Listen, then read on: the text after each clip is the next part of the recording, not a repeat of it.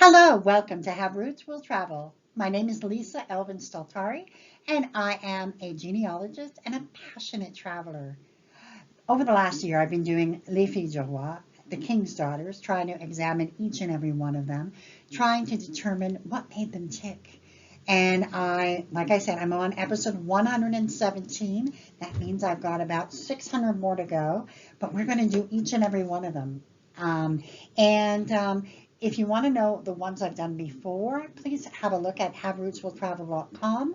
And I have links posted to all of my YouTube. You can also look at it on YouTube. For future presentations, I always post on my Facebook page whenever I post something new on YouTube. And also, if you want to subscribe and you want to click on the notifications alert, you will get notified when I post new content. So with that, let's get to know episode number 117. Who's our girl this time? Now, it just so happens coincidentally that I picked episode 116 and episode 117 are both girls who are no longer considered filles du roi for various reasons. But like I said, as long as I am basing myself on Peter J. Gagne's books, and on the Filles du Roi website that I belong to, and so while I respect their decisions and I wouldn't want to argue with them, I'm still going to go ahead and do a biography of the girls and explore the why they might not be a Filles du Roi and why they might be. So with that being said, Marie Boileau is our episode number 117. She is a viewer request. She's also the husband of one of my dear friends. She's also the wife of the boy next door, and she happens to be the great-grandmother of a genealogy colleague of mine that we worked on libraries together, so she knows who she is. So with that being said, let us get started and get to know Marie Boileau just a little bit better.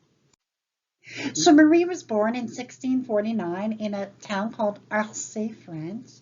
Her parents were the squire René Boileau, Sire de la Goupillière, so he was up there, and her mom's name was Joacine Charron. And you can see on the bottom left that I've circled the Nouvelle-Aquitaine region.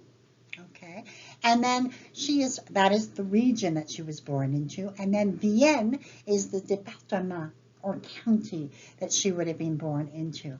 Now remember that Nouvelle-Aquitaine is one of the 18 regions of France. It was formed by the merger of Aquitaine, Limousin, and Poitou-Charentes. Marie was actually born in the province of Poitou, which is now the Department of Vienne, of the former provinces of Poitou, Touraine, and Berry. If you can figure that out, I'm telling you, learning about France is just amazing to me. They've been around for hundreds and hundreds of years, which is why they get this opportunity to keep reinventing themselves. And what's really interesting about the Département de Vienne is the original Acadians who settled in and around what is now Nova Scotia left Vienne for North America after 1604. Now, the church where Marie was probably baptized in is St. Paul, and that is the church of that particular town. It's a small village of probably about 300 people. On the top right is a picture of the countryside, and on the right is just the village street. So I just thought I would give you kind of a taste of where Marie came from. So Marie would lose both her parents, and then she would watch her sister. In 1662, Marguerite would leave for New France. Marguerite was definitely not a Filles du Roi. Remember that the Filles du Roi program began in 1663. So Marie would come probably in 1665, we're not sure, and she would settle in. And let's have a look at where we find her in 1666. So she is a servant, and she's 16 years old in the household of Pierre Denis Escalier, Seigneur de la Ronde, and his wife, Catherine de Leneuf. So that is where, you can find that there's quite a number of people working in that household, and she is one of them. She's Boileau. Okay, so we know it's her. So what does she do next? So Pierre, the groom that she will eventually select, we don't know where he's from. We don't know his age. We don't know his parents. We know probably he's from France, but who knows, right? So that's who ends up courting me. To further the mystery, 1668, we think they were married in on the island of Orleans. As so many viewers know, the island of Orleans, we keep coming back to it over and over and over again. It's located on the St. Lawrence River, and it is an island just north of Quebec City, about 3 miles as the crow flies. You can see on the top picture here how it is subdivided into 6 little villages. Saint-Famille being the largest and the oldest. We have Saint-Jean, Saint-François, Saint-Laurent, Saint-Pierre, and Saint-Pétronille. They all have their own individual. And just so y'all know, next year, this is #1 on my bucket list to go and see. And this is the church that exists there. And these 2 bottom pictures are sent to me by two friends of mine, you can see the greenness of that place and how beautiful, and you can actually see from there the mountains and the river and all of that. And then we have kind of the somewhere in time portion of Saint-Famille of Ile d'Orléans. It really is. Remember that movie Somewhere in Time? This is an island, really caught in that time, and you go back and you are transported, I am told. I have yet to visit, so I will let you know. So this is really a microcosm of all French Canada because so many people are from here. And this is where Marie and her Pierre would settle. Their child Anne was born in 1668. Unfortunately, she would die by 1680 at the age of 12. Shortly after Marie gives birth to their daughter, Pierre would pass away sometime between February and November of 1669. He and Marie would have been married less than 2 years. So in true New France fashion, one man dies and another arrives. Who is that man? The new husband, his name was Simon Chamberlain, born in 1636 in a place called Chantonay, France. His parents were René Chamberlain and Catherine David. Simon was from that town called Chantonay, which today has about 8,000 people. It was originally located in the area known as Bas-Poitou, which is in the former province of Poitou. It is now part of the Vendée department. And you can see that it is part of the Pays de la Loire region. So remember, this is the region, the third slide. Check that out, Pays de la Loire, that's where he's from. And then inside that, he is part of Vendée. So the church where he might have been baptized is l'Église Saint-Pierre, which exists there. On the extreme right is a picture of the town hall. Really is a beautiful town. The picture on the bottom is an area view, which features the church in the middle and really gives you an idea of the picture-perfect quality of this town. Just really nice. So Simon arrives in New France sometime before 1666. He is featured in the census of 1667. He's a domestic engagé with a man named Pierre Lognon, and Françoise Rousset is his wife. We know that that's where he is, and that is what he's doing. By 1669, he presumably would have finished up his contract. And November 28, 1669, at Saint-Famille, at least finally we have a marriage contract. Hard to read, but it is there nonetheless. So he and Marie are married. He takes on the responsibility of her child, and they start their own family. They would go on to have 8 children. Marthe, who would die in infancy, Catherine, who would marry Michel Chartier and have 5 children, 4 of whom before her early death at 31. Michel's mother was also Fille de Roi and is featured in episode 54, Marie Magnier. Simon would marry Isabelle Rondeau, and have 4 children, 2 of whom would make it to adulthood. Elizabeth's mother was also a Fille de Roi, Catherine Verrier. We will be featuring her in the future. Gabrielle would marry Catherine Alary and have 10 children, 7 of whom would make it to adulthood. Catherine's mother was Catherine Fievre, who will be featuring actually in episode number 123, I want to say 122. Louis died at 3 years of age. Ignace married Marie-Madeleine Rondeau and have 9 children, 9 of all of whom make it to adulthood.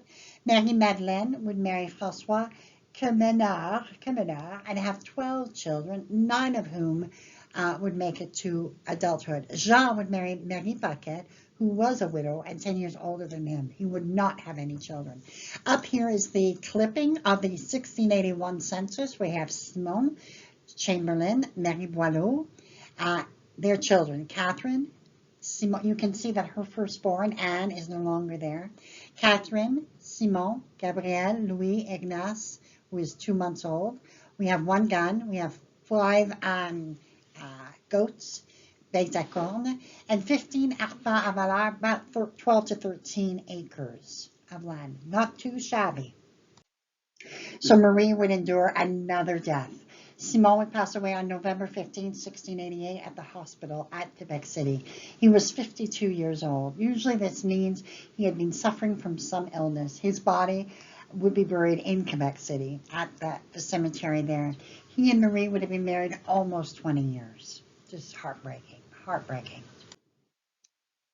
And again, another man appears. Another mystery man, Charles Jobin, born about 1645. His origins are unknown. His parents are unknown. On October 16, 1689, less than a year later, she would marry Jean at Saint-Famille and would start life again. So they had been living on the island all this time, but with her third husband, they would actually move to Saint Francois in d'Orléans. And you can see that it's right on the tip of the island. This is an aerial shot of it. So I just thought it was neat that, you know, a new start, a brand new start. And yes, she would have another child with her third husband. Simon would marry Elizabeth Allaire and have 9 children, 7 of whom would make it to adulthood. So that is another line. So we have a line that can come from Jean, and we can have a line that comes from Simon. So please let me know in the comments below which line you come from. That would be so interesting. So although her burial record says 80, she would have been 72, still a very respectful age by the standards of the day. She died July 21st, 1721. And she is buried at the Saint Francois Cemetery at Ile d'Orléans. And then her husband, Jean, would die December 24, 1724, and he was 79 years old. At her death, she and Jean would have been married 31 years. A final tribute to Marie would be on that amazing monument that I will stand before, you know, and really look at all the names. Simon Chamberlain and Marie Boileau are listed among the founders of Ile d'Orléans. So if this is your fille du roi, you can be extraordinarily proud of her. Here are some resources to help you. We have number 1, La Société des Filles du Roi, which was established in 1994. So it's been around a long time. You can use it as a website. You can join and get one of the descendancies. You know, it's a wonderful gift as well. And then I just to let you know, I'm a member and the membership chair. So if you have any questions, let me know. Number 2 is Quebec Genealogical E-Society, a wonderful, wonderful society. I have been a member for several years. They've been around for 6 or 7 years, I believe. A lot of resources there if you're studying other things than besides Fille du Roi, you know. And then we have Nos Origines, which is a wonderful kind of groupthink site where, you know, people contribute to it. We have Genealogical Quebec, which is a site which I could not do what I do without it. It is my ancestry.com of Quebec. Number 5 is Migration, which is everything you ever wanted to know about Fille du Roi. It is a free site, but I contribute by PayPal just because I want to support what they do because it's amazing.